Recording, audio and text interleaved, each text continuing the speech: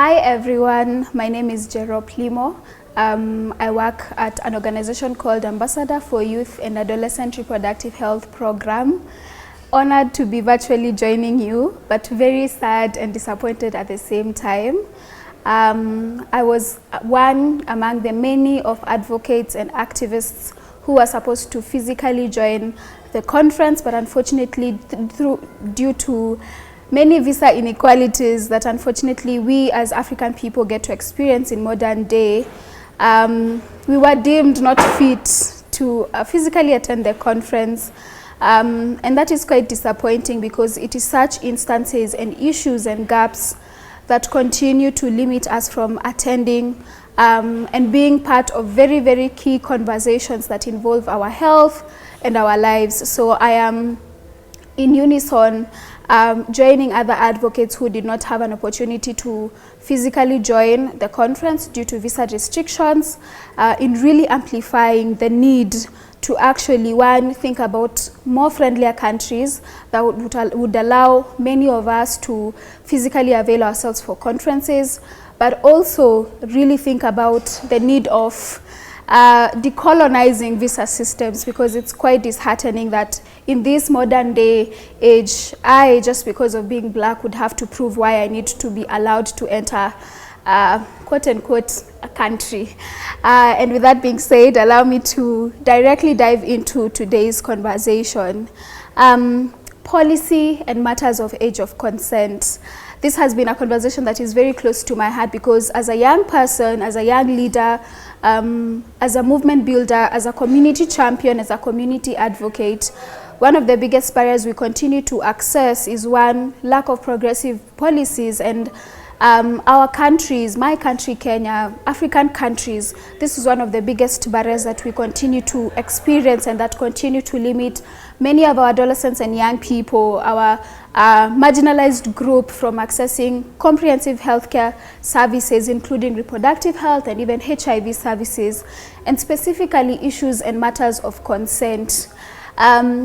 It's such a huge issue that in this day and age, a huge number of women and girls are limited from accessing services, are limited from making autonomous decisions about their health, about their bodies, and this is controlled by other people who are not the owners of these bodies, which is quite unfortunate. It's also quite unfortunate that policies and actually governments and healthcare providers and healthcare personnel are limited from offering services to us just because we are deemed as young people, we are deemed as not mature enough to be able to make health decisions. We are deemed as we do not understand. But the truth is if for me as Jerop, a young person, walks into a health facility seeking HIV testing, I should be allowed to access this service because I have walked with the thought of this is a service that I need, it is important for me, and accessing this service actually should be an opportunity for the healthcare worker to fully empower me and give me information about HIV services,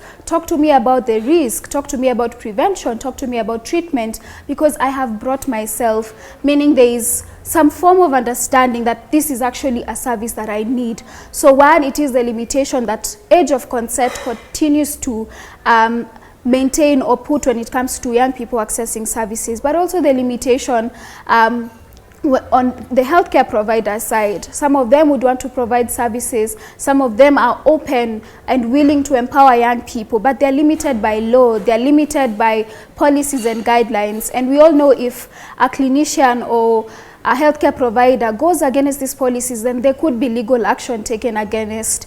But ideally, why is it important that we think about matters of age consent? Adolescents and young people unfortunately bear the biggest burden of new HIV infections, not only in my country, but in many African countries and across the globe.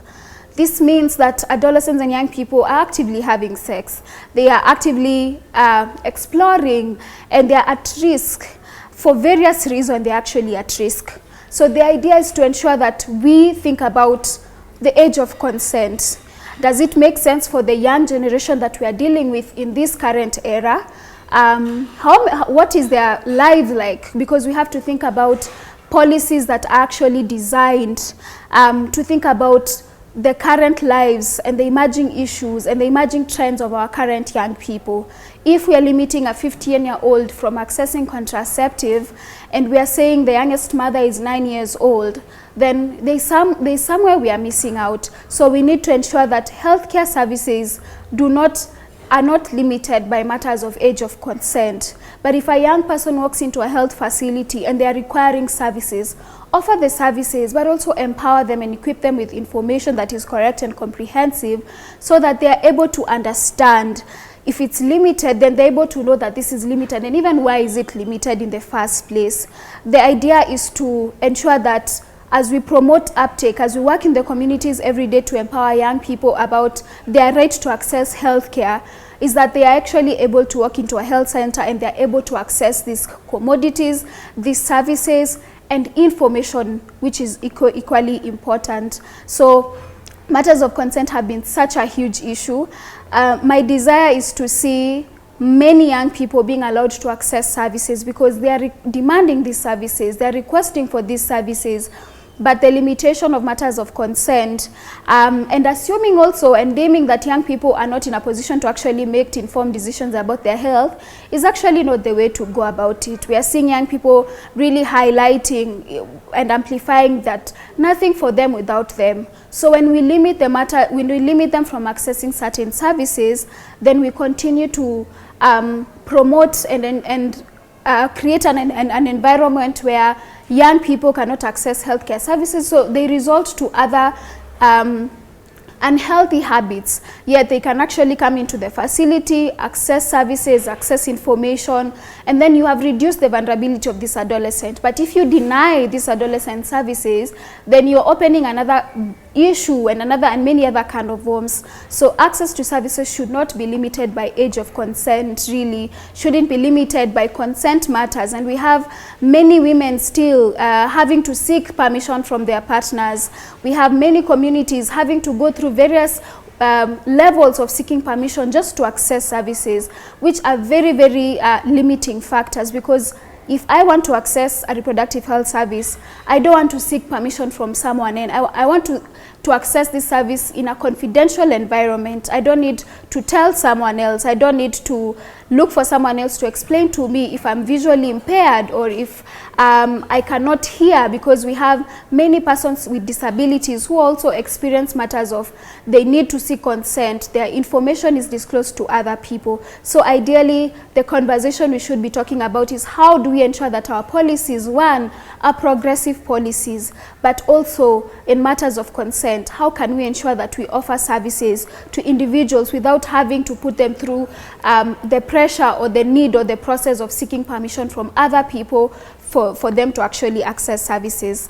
That's my submission, and I do hope that this is helpful.